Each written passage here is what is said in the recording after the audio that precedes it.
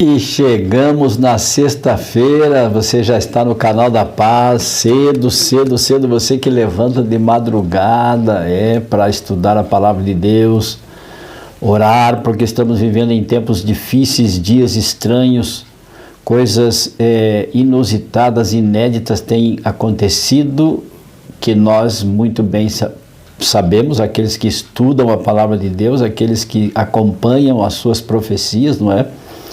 Porque Deus não nos deixou órfãos, Deus de informação, de esclarecimento, Deus nos muniu de profecia, de sinais que iriam acontecer nestes últimos dias. Está aí diante dos nossos próprios olhos que a terra há de comer, se Jesus não vier antes de nós descansarmos deste mundo. Pense nisso. E Paulo está nos dizendo na carta aos Efésios que Deus já fez tudo o que tinha que fazer por você e por mim. Deus não precisaria fazer mais nada além do seu sacrifício lá na cruz do Calvário, que garantiu a nossa redenção, o nosso resgate das mãos do inimigo, do príncipe deste mundo, das trevas, porque nós caímos em pecado, a nossa natureza é caída, pecadora, e não podemos mais desta maneira, desta forma como estamos, retornar ao nosso estado, o nosso status quo ante, que era o nosso estado original de santidade que Deus nos concedeu lá no Éden. E então, para restabelecer o elo quebrado da corrente, Jesus veio a este mundo e morreu no teu e no meu lugar e pagou a dívida que era tua e minha. E agora temos a salvação garantida.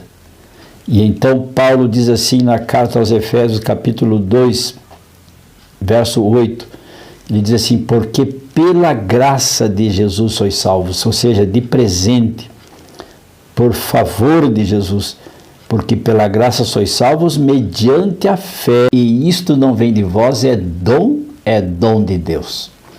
Não de obras, para que ninguém se glorie. Não somos salvos pelas nossas obras. A salvação não é meritória, não é mérito nosso, é mérito de Jesus Cristo, que fez tudo para nos salvar.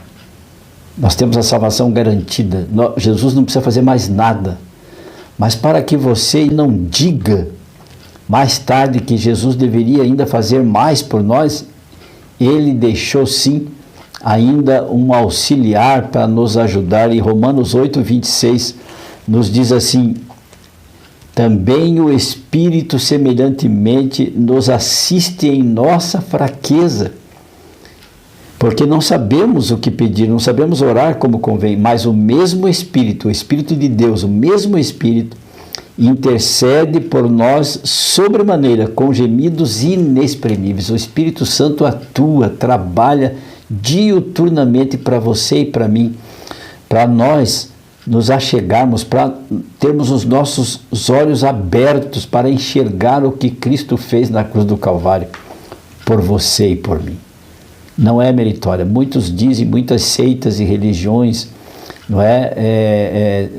ensinam dogmas e ensinam conceitos e preceitos que não são verdades, dizendo que se você fizer boas obras, se você for bonzinho, se você buscar ser justo, ser honesto, não cometer crimes, não ferir as pessoas, enfim, você ser uma pessoa boa, então você alcançará, você evoluirá, a tua alma, o teu caráter vai crescer e vai se desenvolver. São ensinos, respeito, mas a palavra de Deus está aqui clara, não é?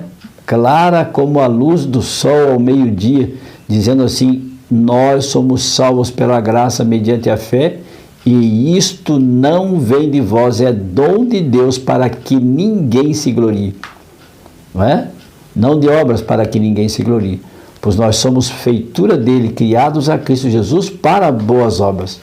Então, quando você e eu aceitamos a Jesus Cristo, nós somos feituras dele, somos gerados numa nova pessoa pelo Espírito Santo, então nós produzimos sim boas obras. para a glória de Deus. Não para a nossa glória e nem para os nossos méritos, mas porque por decorrência da nossa aceitação, da nossa entrega a Jesus Cristo, então nós passamos, não tem quem segure uma pessoa salva por Jesus Cristo, uma pessoa selada pelo Espírito Santo, batizada no Espírito Santo, não tem quem segure ela se torna um mensageiro de Jesus Cristo, um cooperador do céu, cooperador da pessoa maravilhosa de Jesus. E então você tem este prazer, esta alegria de testemunhar e de dizer assim que você está salvo, e esta salvação também é do teu próximo, daquele com quem você convive, daquele com quem você mantém contato, daquele com quem você busca para compartilhar esta palavra de paz, de amor, de justiça, de esperança, de fé e salvação. Entendeu isso? Consegue entender? Quem sabe você esteja vivendo no ostracismo. Quem sabe você esteja vivendo mergulhado num mar de incertezas. Jesus quer vir, quer habitar em tua vida para enterrar definitivamente as tuas dúvidas.